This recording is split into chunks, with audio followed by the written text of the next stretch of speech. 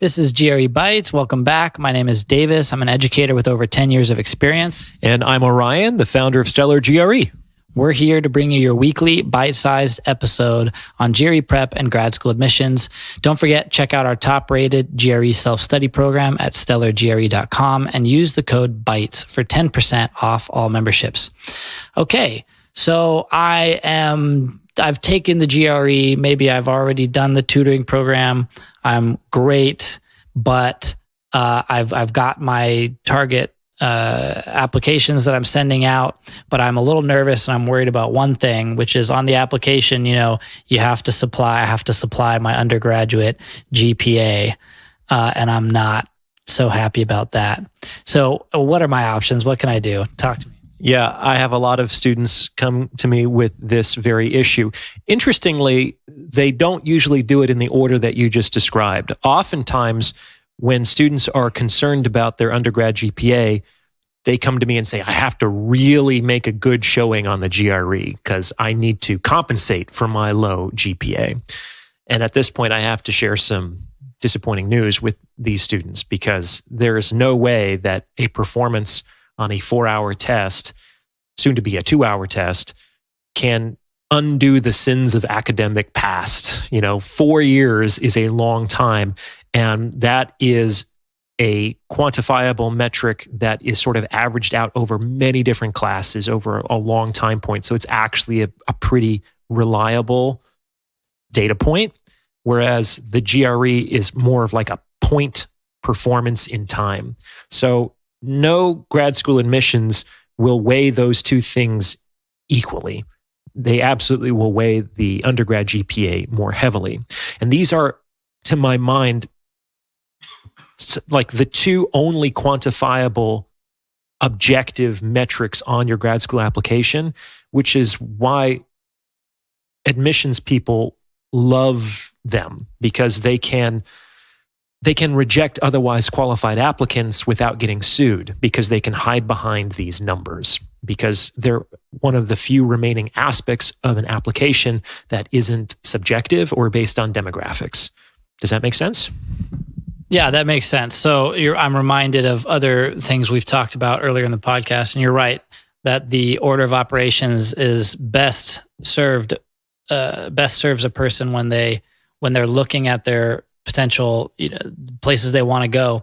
Is it true that, for example, you've recommended to look at the median score of the GRE in successful applicants of whatever program you're looking at? Is that kind of data available also and a good waypoint for to determine whether I could even apply to a place if I have a GPA that's lower than, say, the median average of people who are successfully accepted before? Yeah. So programs will also generally publish their median GPAs along with that GRE data. And that's something to keep in mind. You obviously can apply, but the more that your GPA deviates negatively from that median, the more you're fighting an uphill battle here. There's a few things that you can do. Personally, I never, ever, ever thought that I would go back to school after I graduated with my Bachelor's of Fine Arts degree in drama all those many years ago. I didn't, let's say, take undergraduate school all that seriously either. So I didn't have an abysmal GPA, but I didn't put as much effort into that course of studies as I subsequently did when I went to grad school. So it was on the lower side. I think I had like a 3.4. So, with very little background in psychology. I took one introductory to psychology class and got a B- in it. So I did not have a very good academic pedigree with respect to a graduate study of psychology. So there's a few things that folks can do.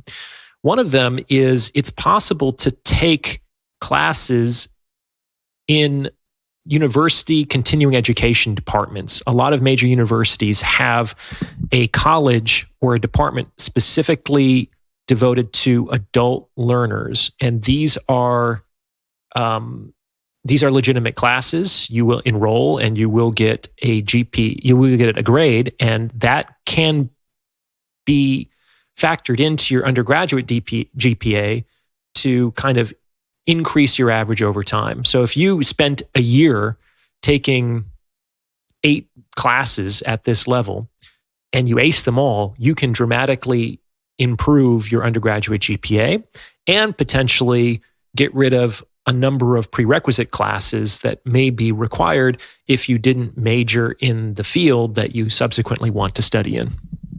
No, that's a really helpful, useful hack. I hope everyone was paying attention to that. Just something I've taken advantage of before as well is continuing ed and studying what you want. Yes, it's not going towards a degree, but if you're set on graduate school or if you're just interested in the material in general, it's a great option. And as noted by Orion, it can positively offset your GPA.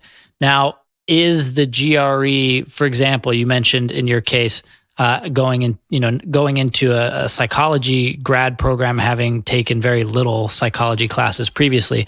Now, that level of granularity in your transcript, is the GPA a reference for admissions people to look at your transcript and say, oh, he only had a 3.4, but let's see what it was with relation to, the relevant material?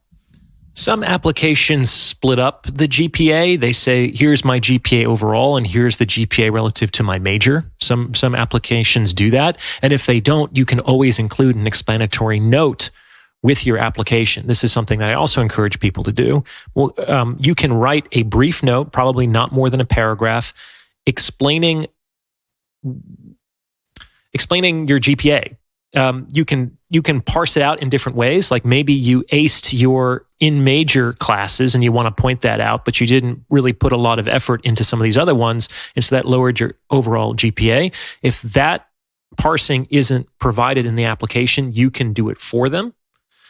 And potentially, maybe you also have a legitimate reason why your GPA suffered.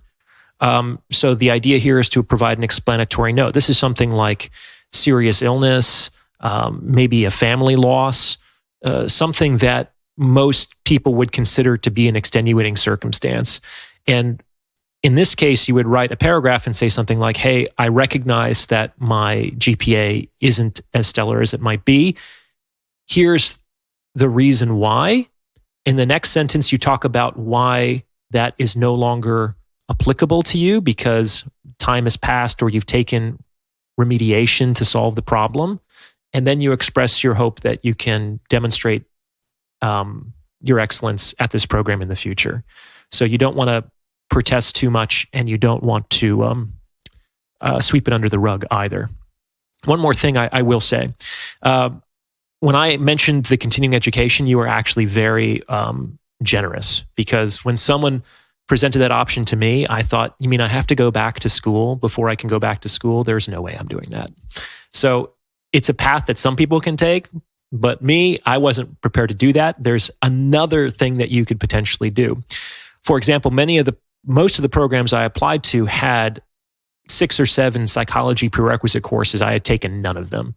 So, however, they also had this loophole that if I scored above a certain point on the psychology GRE subject test, I could get out of all 7 of those prerequisite courses, basically saving me a year of time and tuition. So I spent a month or 2 preparing for the psych GRE subject test, got the score that I needed, and basically scored out of all of those prereqs. And that also helped me to make my application more compelling. A lot of people don't even know that there are GRE subject tests. There are in maybe like 8 fields, and that can both get you out of prerequisites at a number of programs and make your applications more compelling, especially if you don't have a major in the field or your GPA isn't so hot. That is some great information, Orion. Thanks for sharing. That's all we have time for today, but that sounds like grounds for a future episode. Thanks, everybody, for tuning in. We'll be back next week for another bite-sized episode of GRE Bites. If you have a topic you'd like to discuss, please let us know at stellargre@gmail.com. And if you're ready to take your prep to the next level, check out our top-rated GRE self-study programs at stellargre.com and use the code BITES for 10% off. Thank you.